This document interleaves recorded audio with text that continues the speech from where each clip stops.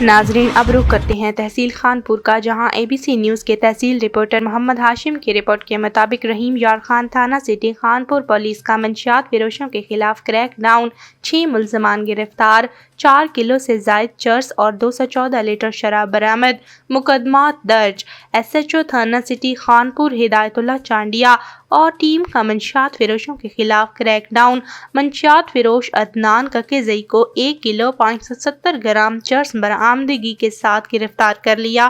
منشیات فروشہ مسمات شاہدہ سرائی کو 1 کلو 160 گرام چرس برآمد کرتے ہوئے گرفتار کر لیا۔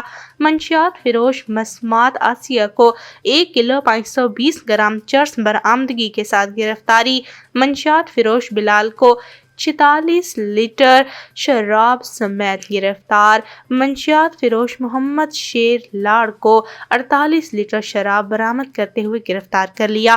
منشیات فروش محسن گلزار کو لکڑ منڈی سے 120 لیٹر دیسی شراب سمیت گرفتار کرتے ہوئے ان کے خلاف الگ الگ مقدمات درج کر لیے۔